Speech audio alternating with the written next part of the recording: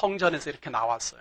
46년 동안이나 이게 건축된 그때 당시에 최신식 성전이니까 얼마나 멋있겠습니까? 그래서 자랑스러워서 예수님한테 이걸 보여주니까 예수님이 예언을 하죠. 이 성은, 너희들이 보는 이 성은 돌 하나, 돌 위에 남지 않고 다 무너질 것이다.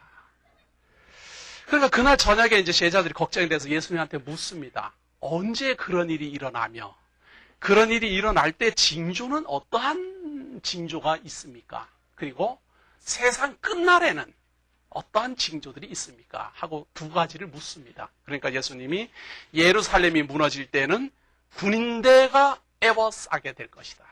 그때가 되면은 너희들은 산에 있으면 산으로 도망하고, 집에 있으면, 촌에 있는 자들은 다시 도시로 들어오지 말고, 성으로 들어오지 말고 다 도망가라. 그리고 이 사건이 발생할 때는 젖먹이, 아이 딸린 어머님들이 고생을 많이 하게 되고, 배가 부른 산부가 고생하게 될 것이다. 왜냐하면 환란이 엄하기 때문에. 그래서 사실 재난이 닥치면요, 남자분들은 자기 몸만 도망가면 되죠. 그런데 어머님들은 업고 안고 막 뛰어가다가 막 많이 당하게 되고, 또 먹을 것이 없어도 아이들 먹이다가 희생을 많이 당하게 되고, 그래서 재난이 닥치면 여인들이 많이 고생을 하게 됩니다. 그런데 그렇게 예언을 하면서 그 끝에 보세요.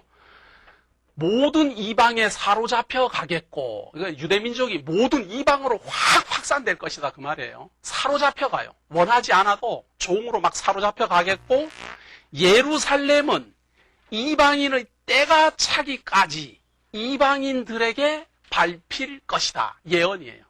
예수님이 오셨을 때 예언한 겁니다. 지금부터 2000년 전이죠. 2006년 전에 예수님은 예언을 합니다. 예루살렘은 무너질 것이다. 언제 무너집니까? 군인들이 에워싸는 것을 보거든. 그때부터 시작된 줄 알아라. 그리고 이때 무너진 예루살렘 성은 이방인의 때가 차기까지 이방인들의 발에 밟힐 것이다. 그러니까 이방인들이 와서 살게 된다, 그 말이에요. 그 예루살렘을 이방인들이 밟을 것이다. 이렇게 예언하고 있습니다. 이 예언은 언제 어떻게 이루어지고 어떻게 진행되고 있을까? 그것이 바로 이번 시간에 강의할 주 내용입니다. 예수님께서 예언하신 이 예언은 어떻게 이루어지고 어떻게 진행될 것인가? 자, 아까 소개해드린 바대로 유대나라에는 크게 말해서 종파로는 세계 종파, SNF파라는 파도 있어요. SNF파는 그런데 그 세속을 멀리한다 그래가지고 그 도시에서 떠나서 이렇게 그 사회 근처에 자기네들끼리 집단 부락을 이렇게 이루고 살지 사람들에게 이렇게 알려진 사람은 아니었어요. 근데 알려진 사람은 이제 바로 바리새파, 사두개파, 헤롯파, 열심파 이런 파들이 이제 존재하게 됩니다. 그런 존재하게 되면서 예수 그리스도를 십자가에 달아 죽이고 AD 33년 드디어 교회는 설립되게 됩니다. 성령 강림이죠. 성령 강림과 함께 초대교회, 교회 설립이라고 하는 게 낫겠네요. 교회가 드디어 설립이 됩니다. 교회가 출현하게 됩니다.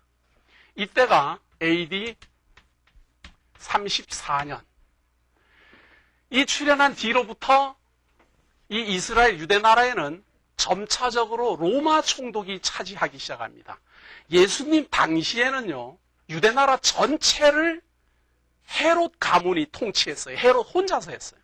근데 이제 헤롯이 죽게 되니까, 헤롯 1세가 예수님 출생할 때 있던 헤롯이 죽게 되니까 그 헤롯이 죽고 후계자한테 넘어갈 때 로마 제국은 나라를 3등분으로 자릅니다.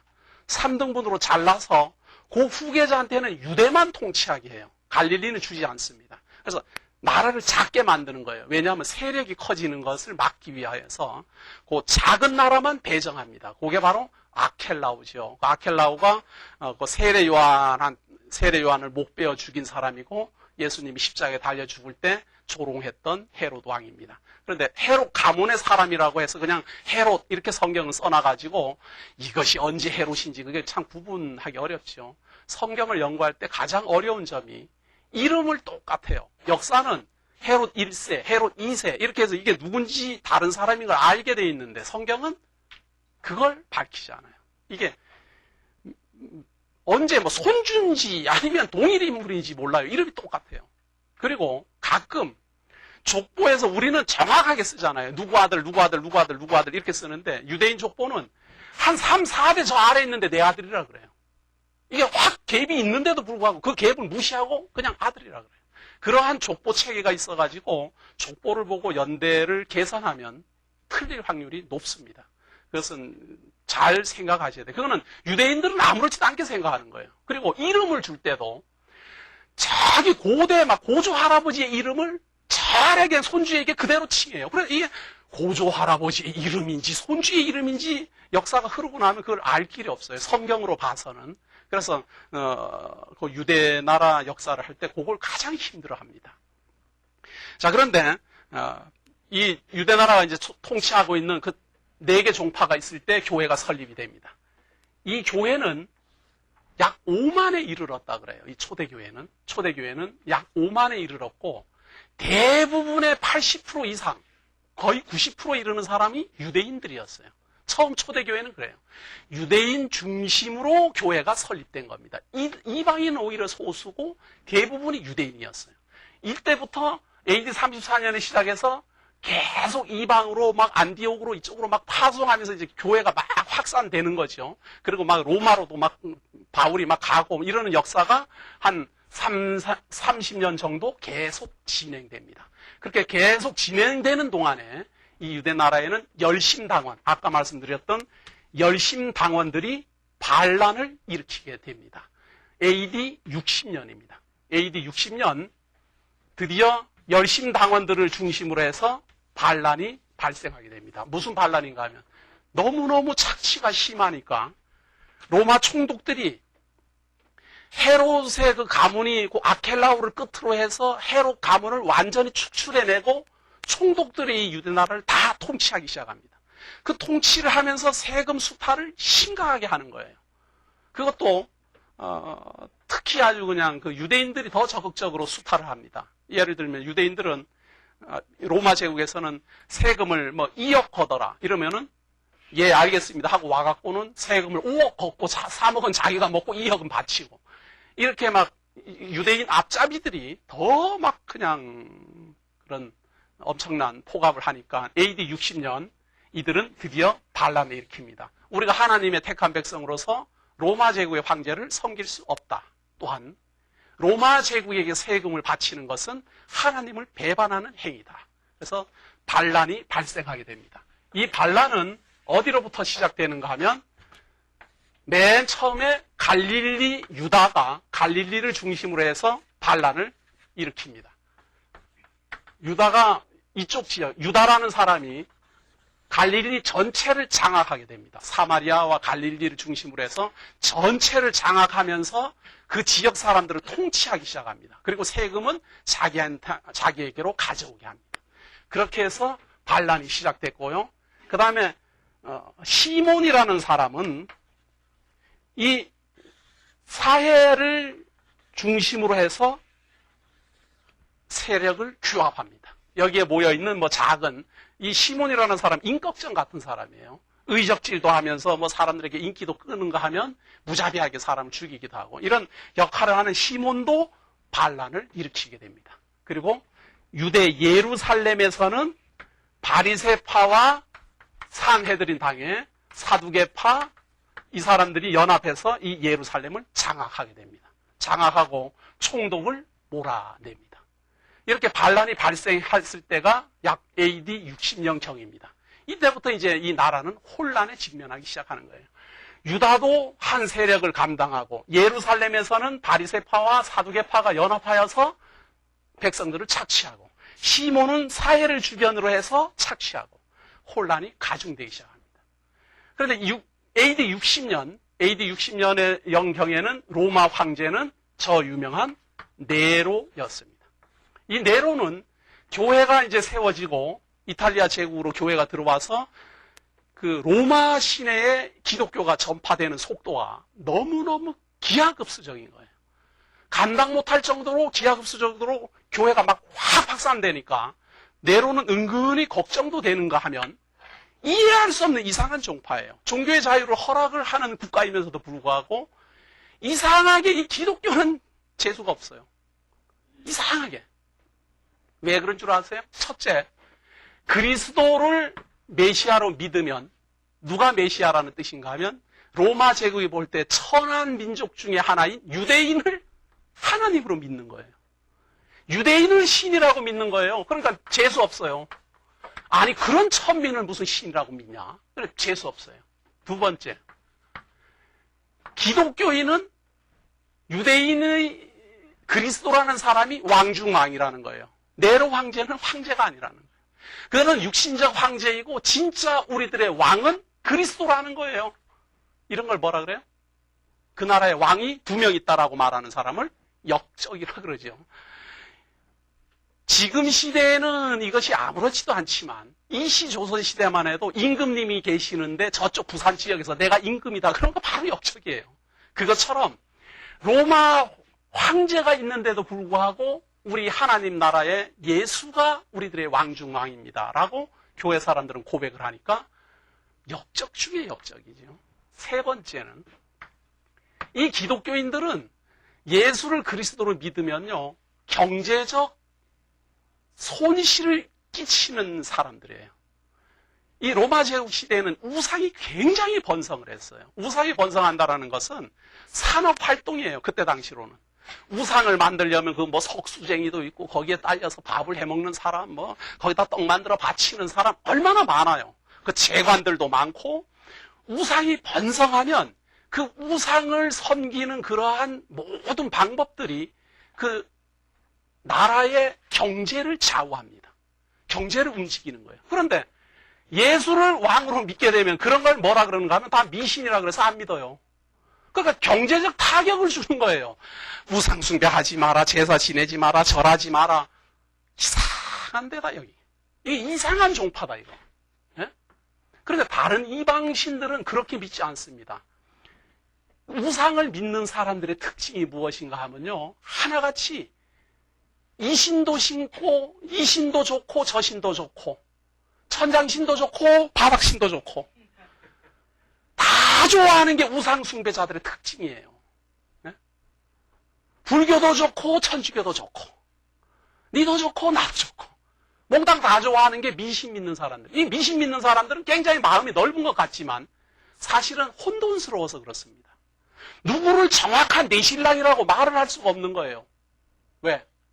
이놈도 신랑 같고 저놈도 신랑 같고 저놈은 더 신랑 같고 마음이 왔다 갔다 정한 바가 없으니까 뭐가 뭔지 모르겠으니까 그래서 그냥 아이고 다 좋다 그러자, 다 좋다 그러자. 그래가지고 아침에 나오면서 묻지방 신에게도 절하고 대문간에도 절하고 막 석간에도 절하고 온 데다 절해야 돼요. 왜? 어떤 신도 소홀히 했다가 그 신이 삐지면 어떻게 해요? 그래갖고 저주받을까봐 아무 신한테다 다 절을 하다 보니 경제적 영향이 굉장히 큰 게 바로 미신 숭배입니다. 우상 숭배예요.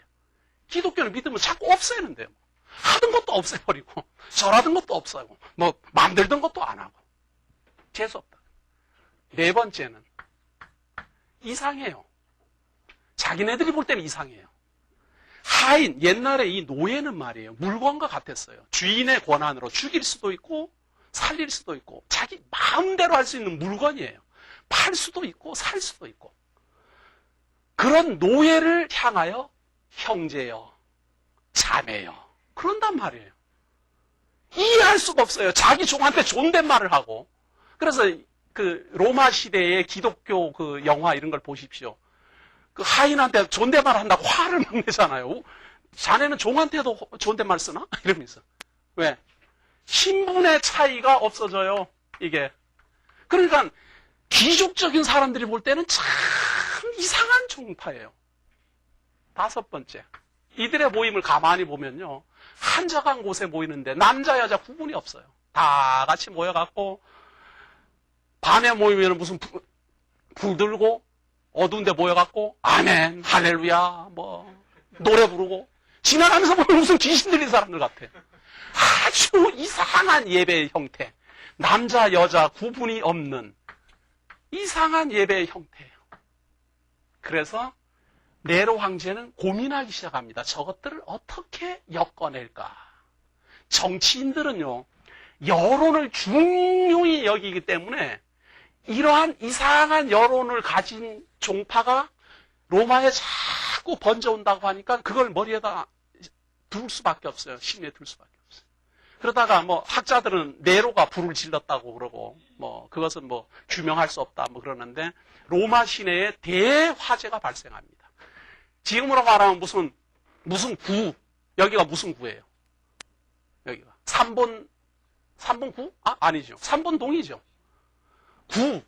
구에 해당되는 만큼의 큰 14구역 중에서 10구역이 불에 탑니다.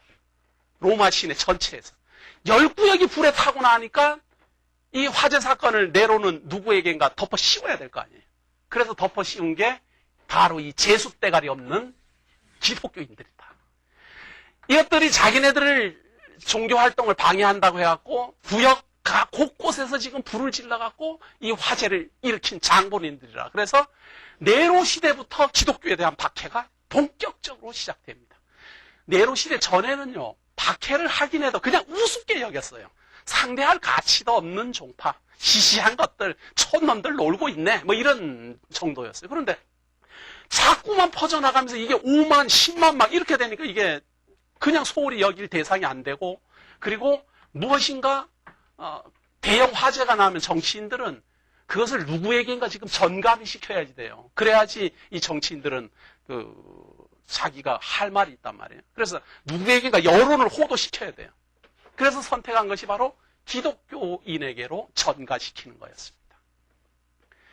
이렇게 돼서 로마 시내 화재 사건을 시작으로 해서 네로 황제가 기독교 탄압을 시작합니다. 기독교 탄압을 시작하면서 한편으로는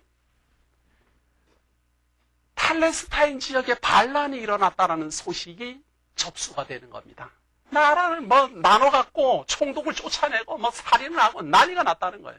그러니까 네로 황제가 여기다가 파송을 해서 이걸 진압시켜야 될 거 아니에요. 그래서 네로 황제가 때에 가장 덕망 있는 장군이 베스파시안이었습니다. 이 베스파시안을 파송합니다. 이 파송을 할 때 이 베스파시안은 어디로 요 팔레스타인 지도에를 보면 여기 볼록 나온데 여기가 하이파 항구예요.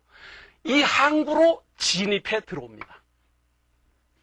요 유다가 아니라 요 갈릴리 지역으로 들어온다 그 말이에요. 유다는 여기죠. 여기는 갈릴리 지역에 유다라는 사람이 이제 반란을 일으켜서 세력을 이루는 거예요. 여기로 들어와서 여기에 있는 반란군들을 진압하기 시작하니까 이 반란군들이 어디로 도망가는가 하면 유대인들은 항상 사건이 일어나면 예루살렘으로 도피합니다. 왜? 하나님이 계신 곳이니까. 하나님에게 제사 지내고 하나님이 보호하시는 것이고 하나님의 이 민족의 정신적 중심지이기 때문에 그렇습니다. 그래서 예수님은 촌에 있는 사람들, 이 갈릴리는 이때 당시엔 도시가 아니에요. 촌이에요. 촌에 있는 사람들은 성으로 들어오지 말라고 예언하는데도 촌동네에 있는 유다는 예루살렘으로 피신해서 옵니다. 왜? 이 로마 군사를 이길 재간이 없으니까. 그래서 예루살렘으로 들어옵니다. 예루살렘 안으로 들어오니까 먼저 있던 이 바리새파하고 사두개파가 좋아합니까? 그래서 둘이서 예루살렘 안에서 서로 싸움을 하기 시작하는 거예요. 서로 세력 싸움을 벌이기 시작합니다. 그래서 이 유다 나라는 북새통이 일어나기 시작하는 거예요. 거기서 세력 싸움을 막 하고 야단이. 그리고 베스파시아는 냉정하게 예루살렘을 완전히 포위합니다. 이때 당시에 로마 제국의 전략은 대부분 일정합니다. 일단 성을 공략할 때 포위를 해서 굶깁니다. 물도 못 마시게 하고 곡물도 못 들게 하는 포위 작전을 먼저 써요. 그래서 포위를 해서 뭐 3년이고 5년이고 기다리는 거예요. 그래서 그 성이 막 굶어가고 항복할 때까지 성을 뺑 둘러서 포위를 합니다. 딱 포위를 했을 때 이 예루살렘에는 뭐가 있어요? 네? AD 60년, 62때가 지금 67년쯤 됐을 때니까 누가 있어요? 사도들의 지도를 받고 있는 초대 교회가 예루살렘에는 존재했습니다. 그들은 성이 에워싸는 것을 보면서 무슨 생각을 했을까요? 우리 예수 그리스도가 부활하시기 전에 우리에게 예언했다. 이 성이 언제 무너집니까? 군사들이 에워싸는 것을 보거든 촌에 있으면 들어오지 말고 산에 있으면 도망가고 성으로 들어오지 마라. 집 밖에 있으면 집 밖으로 도망가고 들어오지 마라. 들어오지 마라. 그런데도 불구하고 유대인들은 이쪽으로만 들어옵니다. 왜? 여기에 가야 하나님이 보호한다라고 믿기 때문입니다. 그래서 사람들은 들어오고 군인은 에워싸고 그때서야 초대 교회 사람들은 깨닫습니다. 예수님께서 이 말씀을 하셨는데 과연 우리를 어떻게 구원하시나? 군인은 이미 에워쌌습니다. 도망가고 싶어도 도망 못 가요. 굶겨 죽이는 작전으로 베스파시아는 이 성을 뱅돌라 포위를 한 겁니다. 그때 무슨 사건이 일어나는가 하면 네로가 암살 당했다는 소식이 로마에서 전갈이 들어옵니다. 그때 당시 서열 1위 장군이 누구였는가? 베스파시안이었습니다. 여기에서 어영부영하다 보면 로마 제국 황제 자리 놓쳐요. 그래서 불이 나게 포위망을 풀고 베스파시아는 배를 타고 이탈리아로 달려갑니다. 여기는 자기의 아들 티투스에게 맡기고 너는 경비만 서라. 아직은 침공하지 마라. 내가 돌아가서 황제의 자리를 차지한 다음에 해도 늦지 않는다. 그리고는 돌아갑니다. 그때부터 사도들의 지도를 받는 초대교회 성도들은 사우디로 요르단으로 막 도망가기 시작합니다. 이집트로 막 도망갑니다. 유대인들은 자꾸 들어오고 왜? 싸우려고. 유대인들은 포위망이 풀리니까 근처에 있던 유대인들은 자꾸만 들어오고 초대교회 사람들은 자꾸만 도망가고 유대인들이 볼 때 이 초대교회 사람들은 뭐예요? 비겁한 매국노예요. 아주 비겁하기 짝이 없어요. 자기네들은 국가를 위해서 싸우겠다고 막 모여드는데 자기네들은 살겠다고 다 도망가니까. 왜? 왕이 달라요. 왕이 달라요. 기독교인들은 아무리 유대인이지만 자기네들의 왕은 예수 그리스도예요. 왕의 명령을 따라 예언을 따라 다 도망가기 시작합니다. 유대인들은 도망가는 그리스도를 향하여 조롱하고 학대하고 매국노라고 야단하기 시작합니다. 그리고 유대인들은 이 성으로 다 모여들어서 결사항전을 준비합니다. 그리고 베스파시아는 로마 황제로 드디어 70년 네로 뒤를 이어서 로마 황제로 등극합니다. 그때부터 티투스 자기 아들을 통하여서 이 예루살렘을 공략해서 철저하게 파괴하도록 명령합니다. 티투스는 약 3년에 걸친 전쟁을 통하여서 돌 위에 남기지 않고 예루살렘을 다 무너뜨립니다. 그런데 여기에서도 놀라운 사건이 있어요. 왜 성을 무너뜨리면 대충 불태우면 말지 왜 돌 위에 남지 않았을까? 로마 군사들은 말이에요. 이때 당시에 로마 군사들은 어느 나라를 침략하면 그 침략해서 노획물은 그 군인이 가질 수 있어요. 그런 걸 허락받아요. 마음대로 가서 뺏어 가져라. 이런 허락이 되어 있어요. 그래서 로마 군사들에게 어떤 소문이 있었는가 하면 유대인들은 돈을 잘 버는 사람들이고 돈을 보관할 때 금덩어리로 만들어서 보관한다. 이런 소문이 있었어요. 그래서 금을 보호하기 위하여 먹든가 아니면 성벽 틈에다 감추어 놨다. 이런 소문이 로마 군인들에게 쫙 퍼져 있었어요. 그래서 유대인들은 잡으면 배를 갈라요. 왜? 금 들어있을까 봐. 성이 이렇게 쌓여 있으면 이걸 다 꺼내내요. 왜? 그 속에 감춰져 있을까 봐. 그래서 돌 위에 남지 않고 AD 70년 이 예루살렘 성은 완전히 무너집니다. 그리고 많은 사람이 죽고 많은 사람이 로마로 잡혀가고 온 사방으로 확 확산됩니다. 기독교인은 기독교인들대로 교회가 도망가면서 가는 곳마다 교회예요. 가는 곳마다. 아프리카로 도망가면 아프리카, 사우디로 도망가면 사우디, 이쪽 이란 쪽으로 도망가면 이란 쪽의 교회. 가는 곳마다 교회. 이때부터 이방인을 향한 이 참빛 복음의 빛은 전 세계를 향하여 달려나가기 시작한 겁니다.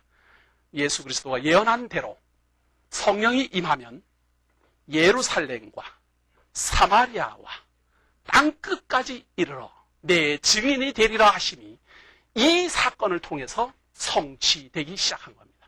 전 세계를 향해서 도망가고 달려가고 유대인들은 기독교인하고는 관계없지만 아까 호세아서를 통하여서 예언한 대로 그리고 신명기서를 통하여서 예언한 대로 온 이방에 사로잡혀 가기 시작합니다. 그래서 유대 나라도 패망합니다. 그런데 이것이 한 번 패망으로 끝이 나면 참 그래도 이해를 하겠는데요. AD 70년에 패망하니까 여기에서 남은 사람들이 약 3,000명 이르는 사람들이 이 사해 근처에 있는 마사다 요새라는 곳으로 도망갑니다. 이 마사다 요새는 옛날 헤롯이 이집트하고 전쟁을 하려고 만들어 놓은 천혜의 요새입니다. 아주 산 꼭대기 위에다가 물 시설까지 다 잘 돼 있는 그러한 천혜의 요지입니다. 이쪽으로 도망가서 로마 군사를 대상으로 해서 3년 동안 투쟁을 계속 벌립니다. 그러나 점점 사람들이 많이 죽어나가기 시작하고 마지막에 이 로마 제국 사람들이 마사다 요새에 올라갔을 때는 500여 명에 넘는 사람들이 전부 자살했고 어린아이 2명하고 여자 5명만 살아남아 있었습니다. 그래서 이 마사다 요새의 자살 사건은 지금도 이스라엘 백성들에게 가장 가슴 아픈 사건으로 자리 잡고 있습니다. 그래서 이 사람들은 마사다 요새를 올라갈 때 기도하고 내려올 때 기도합니다. 지금도 그러합니다. 옛날 선조들이 여기에서 최후를 장렬하게 마쳤다. 그래서 AD 73년 정식으로 유대 나라는 패망을 하게 된 겁니다. 자, 이렇게 패망을 하게 되니까 정신이 번쩍 들은 사람이 있어요. 누군가 하면 바리새파 사람들. 이 전쟁을 통해서 사두개파도 무너지고 헤롯 땅파도 무너지고 열심 땅파도 무너지고 다 무너졌는데 그래도 살아남은 사람이 누구였는가 하면 바리새파 학자들이었어요. 이 바리새파 학자들은 벤 자카이라는 사람을 중심으로 해서 어디로 도망가는가 하면 이 팔레스타인 땅이지만 야브네라는 곳으로 도망갑니다. 야브네라는 로마 군사의 그 영향을 덜 받는 곳으로 도망을 가요. 거기 가서 학생들을 끌어모으고 하나님의 말씀을 전파하기 시작합니다. 전파할 때 가장 중요한 게 뭔가 하면 성전이 없어요. 이제 성전이 없으니까 정신적으로 이 사람들을 모아야 될 거 아니에요. 이 사람들을 정신적으로 모으기 위해서 제일 먼저 실행한 것이 무엇인가 하면 구약 정경화 작업입니다. 이때까지만 해도 하나님의 구약 성경 그러면 70인역이라고 그래서 헬라 제국 시대에 이집트에서 번역된 70인역 성경이 정경이다시피 했어요. 그런데 벤 자카이를 중심으로 해서 이 정경을 규정하기 시작합니다. 우리가 보고 있는 이 구약입니다. 창세기로부터 시작해서 말라기서까지 이것만 하나님의 말씀이다. 왜냐하면요. 이런 난리가 벌어지면 꼭 누가 나타나는가 하면 거짓 선지자들이 많이 나타나고 엉터리 없는 사술들이 많이 나타나서 네가 복음이다, 내가 복음이다, 어제 꿈속에서 받았다 이런 사람들이 많아요. 그러니까 그런 걸 철저히 차단하기 위해서 구약 정경화 작업을 합니다. 여기를 얀니아 회의라고 합니다. 구약 정경을 완료한 회의다. 그래서 유대인들이 구약을 정경화합니다. 그 다음에 이 구약을 정경화해서 이것을 사람들에게 이렇게 가르쳐야 될 거 아니에요. 그래서 지금으로 말하면 주석이지요. 주석을 하기 시작합니다. 많은 학자들 그리고 많은 현자들이 이 정경을 주석하기 시작하는데 그것을 미시나라고 합니다. 하나님의 구약 성경을 해석한 해석서다. 그래서 이 미시나는 연구하다 이런 뜻입니다.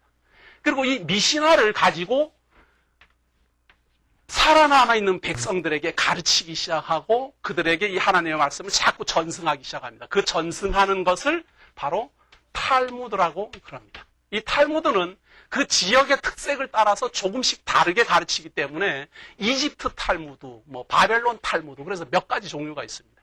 이걸 탈무드라 그래요. 정경, 구약 정경을 주석한 것이 미시나, 미시나를 가지고 학생들을 가르치는 교환을 만든 것이 탈무드입니다. 이렇게 해서 정경화 작업을 하는데 그렇게 정경화 작업을 하면서 사람들에게 이 하나님의 율법을 이제 정경이 없으니까 하나님의 율법을 시대에 맞게 어떻게 적용하느냐 하는 걸 열심히 가르칩니다. 가르치다 보니까 AD 133년경 바코쿠바라는 사람이 굉장한 인기를 얻기 시작합니다. 바코쿠바라는 사람이 굉장한 인기를 얻기 시작하면서 그를 중심으로 해서 로마 제국에 대항하자라는 반란 운동이 다시 한번 일어납니다. 이때는 세계 각지에 흩어져 있던 이스라엘 지파니 유대인 지파니 혼혈족이니 사마리아인이니 할 것 없이 팔레스타인의 선조를 가지고 있는 사람들은 다 모여들기 시작합니다. 다 모여들기 시작해서 이 바코쿠바를 향하여서 바코쿠바를 중심으로 반란을 일으킵니다. 이 바코쿠바 군에 입대하려면요, 손을 하나를 잘라야 돼요. 손가락 하나를. 깍두기들이 뭐 들어오면은, 형님! 네 잘못했지. 손가락 하나 잘라라. 이런 거 단지하듯이. 여기에 들어오려면 결단의 표시로 손가락을 하나 한마디를 잘라야 돼요. 그런데 20만 명이 넘는 사람이 그걸 하고 가담합니다. 로마 제국에 대항을 하기 위하여서 이 사람들은 끝없이 모여들기 시작한 겁니다. 5페이지입니다. 5페이지. 유대민족의 패망입니다. 스가랴서 13장 7절입니다. 여기에 이런 예언이 되어 있습니다. 만군의 여호와가 말하노라. 칼아 깨어서 내 목자 내 짝된 자를 치라. 목자를 치면 양이 흩어지려니와 작은 자들 위에는 내가 내 손을 들이우리라. 여호와가 말하노라. 이 온 땅에서 3분지 2는 멸절하고 3분지 1은 거기 남으리니 내가 그 3분지 1을 불 가운데 던져 은같이 연단하며 금같이 시험할 것이라. 스가랴 선지자를 통해서 예언을 하는데요, 하나님의 짝을 친다는 거예요. 역사 이래로 하나님하고 동등한 짝이라고 칭해진 존재는 예수 그리스도밖에 없어요. 말씀이 계시니라. 그 말씀은 곧 하나님이시라. 참 빛이 세상에 왔을 때 자기의 백성이 깨닫지 못하더라. 하나님과 짝된 삼위일체 되신 성자 예수 그리스도와 예수 그리스도는 하나예요. 우리가 볼 때는 이렇게 여호와 하나님, 예수님 이렇게 구분을 하지만 영원한 하나님 안에서 영원한 하나님으로 칭해질 때는 동일한 유일신이다 그 말. 그 짝된 자를 치게 될 것이다 라고 스가랴 선지자는 예언을 하는 거예요.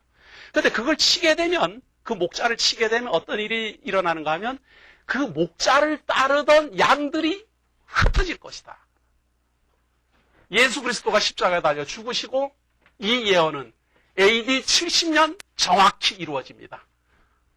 그 제자들이 먼저 흩어지고 그 다음에 교회가 흩어지고 양들이 흩어지려니와 작은 자들 위에는 내가 내 손을 들이우리라. 작은 자들은 보호받는다 그 말이에요.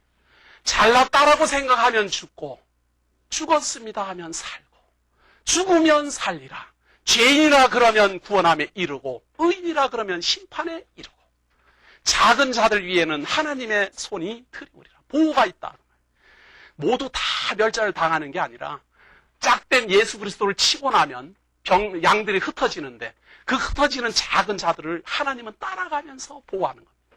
어디에 가서든지 눈동자와 같이 보호하며 하나님의 말씀을 전파하게 한다. 그런데 여기에 놀라운 예언이 남아 있습니다. 여호와가 말하노라. 이 온 땅에서 3분지 2는 멸절하고 AD 73년 거의 3분의 2에 해당되는 이 땅의 민족은 완전히 산산조각으로 깨어집니다. 그리고 온 세계로 흩어지고 그 남아있는 사람들은 겨우 3분의 1 정도밖에 안 되는 인구가 AD 133년 전부 다 예루살렘으로 집결하기 시작합니다. 왜 집결했는가 하면요, 이때 당시에 대율법학자, 성경을 완성하고 미시나를 연구했으며 탈무드를 통하여서 많은 사람들에게 말씀을 잘 가르쳐서 아주 존귀 여김을 받던 아키바라는 사람이 바로 이 바코쿠바가 구약이 예언한 메시아다라고 선언했기 때문입니다. 산헤드린 당회가 바로 이 바코쿠바가 구약의 선지와 시서와 예언이 선지가 예언한 바로 그 메시아다. 그 말을 믿고 이스라엘 민족들은 유대로 모여들기 시작한 겁니다. 드디어 메시아가 왔다. 기독교는 예수가 그리스도다. 그러니까 이 유대인들이 헷갈릴 거 아니에요. 어떤 사람, 많은 사람들은 예수가 그리스도다 그러고 어떤 사람, 유대인 학자들은 아키바, 바코쿠바가 메시아다 이렇게 헷갈릴 거 아니에요. 그래서 이때부터 이 기도문에다가 나사렛 사람을 메시아로 믿는 사람에게 저주가 임하소서 하는 기도문을 유대교는 집어넣습니다. 이때부터 기독교와 유대교는 완전히 결별을 선언합니다. 그 전까지는 기독교인인지 유대인인지 이거 잘 모르겠어요. 특히 로마 제국 사람들은 도무지 헷갈리는 거예요. 똑같이 하나님 믿지. 똑같이 하나님의 율법도 다 믿지. 다만 한 가지 다른 것은 예수라는 사람을 뭐 메시아라고 말하는데, 그 뭐 예수라는 사람이나 뭐 자기네들이 볼 때 똑같은 유대인들이에요. 로마 제국 사람들이 굉장히 혼돈스러웠어요. 유대인들도 혼돈스러웠고. 그러나 이 아키바 때에 AD 133년경부터는 정식으로 기독교를 이단이라고 규정했습니다. 그리고 기도문에다가 기록을 아예 했어요. 그래서 기도할 때마다 나사렛 사람을 메시아로 믿는 사람에게 저주가 임하게 하소서. 그리고 그들하고는 교류를 단절합니다. 그리고 133년 바코크바를 중심으로 한 로마 대항쟁이 벌어집니다.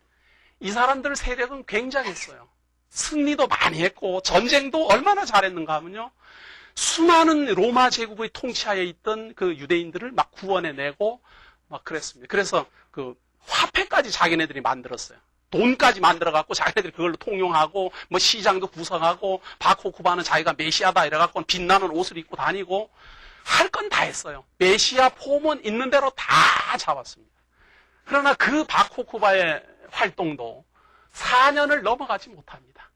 하나씩 침범당하다가 결국은 바코크바도 죽고 그를 메시아라고 지칭했던 아키바도 죽고 다 로마 제국의 병사에게 죽게 됩니다. 그런데 그 전과를 가만히 보면요, 5페이지 한번 보세요. 로마 제국에 이거는 기록으로 남아있는 겁니다. 그 가로, 양쪽 가로 1번입니다. 이 양쪽 가로 1번. 50여 개의 유대인 성체를 파괴했고 985개의 유대인 마을을 불살랐다. 58만 명의 유대인을 학살했으며 1만 명을 포로로 잡았다고. 1만 명입니다. 오짠한 겁니다. 약 300명에 이르는 어린아이의 목을 베어 바위에 전시하고 경각심을 주었다. 바코크바와 아키바는 붙잡아 처형했다. 이것이 이때 당시에 바코크바 혁명, 유대인들은 이 바코크바를 지금도 메시아 출현으로 봅니다. 대단한 사람으로 봐요. 그래서 이 바코크바 혁명 때에 이렇게 많은 사람들이 살해당했다라는 것은, 요것은 로마 제국의 역사에 기록된 겁니다. 우리가 바코크바의 혁명을 막고 그들을 진압했을 때의 전과가 이러합니다. 그러면서 보냈는데, 전과는 좀 부풀리게 되어 있어요. 실제보다 부풀리는 것이 이게 보통 승전 전과잖아요. 그래야 상이 많이 받으니까. 그래서 많은 숫자는 부풀려져 있습니다. 58만 명 이렇게 상주할 인원이 못 됩니다. 그럼에도 불구하고 로마 제국의 역사적 기록에는 있으니까 그대로 인용한 겁니다. 그리고 이러한 역사적 기록은 요세푸스라는 책을 여러분들 본 적이 있을 겁니다. 4권에 걸쳤는데요. 그 요세푸스는 바로 이 사건이 발생하는, 이 AD 70년이 발생하는 이 사건에 생존했던 역사학자예요. 생존해 있으면서 그때 당시 기록을 막 남겼는데요. 확대된 게 너무 많아요. 그래서 황당무계한 게 조금 있기는 하지만 그래도 역사적 자료로는 상당히 가치가 있습니다. 그것도 참고해 보면은 성경을 해석하는데 굉장한 도움이 될 겁니다. 자, 이 바코크바의 이제 혁명을 진압하고 그때 당시의 황제는 하드리안이었습니다. 이 하드리안 황제 시대에 로마 제국의 땅은 가장 넓었습니다. 영국의 반을 차지하게 됐으니까요. 그래서 영국 땅을 그때 그 하드리안 경계선이라 그래서 지금도 그게 국경선이 거기 있어요. 그래갖고 영국이 세 개의 나라가, 우리는 영국 그러면 하나인 줄 알지만 그게 세 개로 분열돼 있잖아요. 뭐 잉글랜드니 뭐니 뭐 스코틀랜드니 뭐 갈라지는데 그 역할을 한 게 바로 이 하드리아누스입니다. 이 하드리아누스는 이 예루살렘에 유대인 출입 금지령을 내립니다. 유대인 혈육을 가진 사람들은 누구 할 것 없이 유대인 땅에 들어올 수 없다. 그런데요, 이 유대인들이라고 칭해지는 이 유대인, 이 하드리안이 칭하는 유대인은 다윗의 자손 유대 지파만 말하는 게 아니라 북이스라엘 때부터 망해가지고 온 세계에 흩어진 이스라엘이라는 사람은 모두 다 뭐로 칭해요? 유대인이라 칭한 겁니다. 지금 우리가 보면 유태인 그러잖아요. 그 유태인이라는 말이 유대인이라는 뜻이에요. 그러나 그 유태인은 정확하게 말하면 유다 자손이 아니에요. 막 섞여 있어요, 지금은. 지금은 12지파니 무슨 뭐 레위지파니 이런 게 싹 없어졌잖아요. 그냥 다 몰밀어서 유대인 그러잖아요. 그것이 바로 이 하드리안 칙령을 기점으로 해서 정확하게 그냥 이스라엘 지파에 뭐 레위지파니 무슨 파니 뭐 그런 거 없이 이스라엘 사람은 다 유대인이다 이렇게 칭하기 시작한 겁니다. 그래서 이 칙령이 내려질 때 그 유대인은 그렇게 말할 때는 야곱의 후손은 모두 다 이런 말입니다. 모두 다. 이때부터 이스라엘과 유대 나라는 경계는 싹 없어져 버린 겁니다. 그런데 한 가지만 볼까요?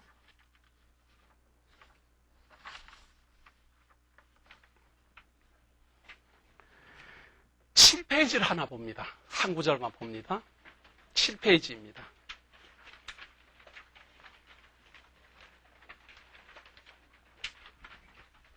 호세아서 3장 4절인데요. 내일 시간에 볼 내용이지만 참고로 한번 읽어보려고 합니다. 이스라엘 자손들이, 이 말을 할 때만 해도 북이스라엘이란 뜻이에요. 이스라엘 자손들이 많은 날 동안 왕도 없고, 왕이 없다 그 말이에요. 군도 없고 지도자도 없어요. 제사도 없고, 하나님이 성전이 없으니까 제사도 없어요. 주상도 없고, 제사를 지낼 수 있는 그 어떤 준비 조건이 하나도 없어요. 에봇도 없고, 대제사장이 있고 제사를 지내는 에봇도 없고, 드라빈도 없이, 그 제사장이 있고 제사를 지냈는데 그걸 제사를 지낼 수 없는 환경이 되면 이 유대인들은 무엇을 했는가 하면 대신 무엇을 만들었어요. 이것이 송아지를 꼭 만들듯이 이것이 하나님이라고 생각하고 여기서 제사를 지내자. 이런 우상을 드라빔이라고 그래요. 그런데 그런 드라빔도 없이 지내다가 그 후에 저희가 돌아와서 그 하나님 여호와와 그 왕 다윗을 구하고, 여기 다윗은 지금 이게 호세아서가 720년경 예언이니까 그때로부터 720년 전에 300년 전에 존재하던 다윗이라는 거예요. 그러니까 여기가 다윗 자손을 말하는 거죠. 다윗을 구하고 말이 되는 경외함으로 여호와께로와 그 은총으로 나아가리라. 이 이스라엘 민족이 유대인과 함께 다윗의 자손을 구하고 다윗의 자손을 왕으로 섬기고 다윗의 자손과 함께 여호와께로 나아가리라. 예언되어 있습니다. 이 예언이 이루어지기 위하여 일단 이 유대 나라는 패망하고 AD 133년 완전히 패망하고 이스라엘 민족은 721년 완전히 무너졌고 유대 나라도 완전히 무너졌으며 70년에는 예루살렘 성이 무너졌고 133년에는 유대 민족이 완전히 흩어집니다. 그리고 그때로부터 하드리아는 그 예루살렘 성에 아무도 유대인들은 들어올 수 없다라고 천명합니다. 1년에 단 하루만 그 땅으로 들어올 수 있도록 허락했어요. 그래서 이스라엘 민족들은 1년 동안 그날만 기다렸습니다. 예루살렘 성이 열리는 그날, 예루살렘 국경으로 유대인들이 들어갈 수 있는 그날, 그날이 다가오는 날을 기다렸다가 새벽같이 국경 수비대가 있는 곳까지 접근해 가 있다가 새벽에 문이 열리면 벼락같이 달려가서 그 지금 통곡의 벽 아래 눈물을 흘리다가 하루 해가 지나면 자기 고향으로 돌아갔습니다. 눈물 어린 마음으로 하나님을 생각하고 우리의 선조들이 하나님을 배반하고 우상을 섬기다가 이렇게 되었다. 하나님이 선택한 거룩한 땅, 하나님이 세워주신 예루살렘 성전이 완전히 황폐화되고 우리는 오갈 데도 없는 나그네가 되었다. 눈물을 흘리며 하루 종일 통곡하다가 그 하루 해가 지면 다 돌아가게 됐습니다. 이것이 하드리안 황제의 유대인 칙령입니다. 그때부터는 유대인에 대한 박해가 심각하게 전개되기 시작했습니다. 할례는 금지된다. 안식일은 준수할 수 없다. 유대인의 구약의 어떠한 축제나 무슨 초막절이나 유월절이나 오순절이나 절대 금지한다. 토라에 대한, 그러니까 구약 성경에 대한 연구를 금지하고 가르치는 것도 금지하며 토론이나 하는 것도 다 금지한다. 성경을 소유할 수 없다. 그런 이야기예요. 유대인들이 율법으로 지키는 안식일 준수를 금지한다. 그러니까 종교 탄압을 하지 않는 로마 정책이지만 유대인들에 대해서만큼은 반란을 일으켰기 때문에 철저하게 파괴시킨 겁니다.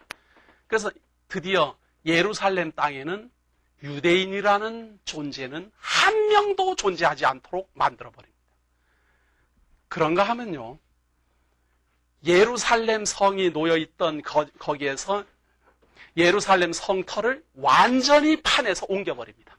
왜냐하면 유대인들이 하루 후 열리는 날에 들어와서 그 예루살렘 성터에 와서 엎드려서 기도를 하니까 그 꼴을 못 보겠다 그래갖고 형체를 없애버렸어요. 그래 지금 있는 예루살렘의 형체는 옛날 형체가 아니에요.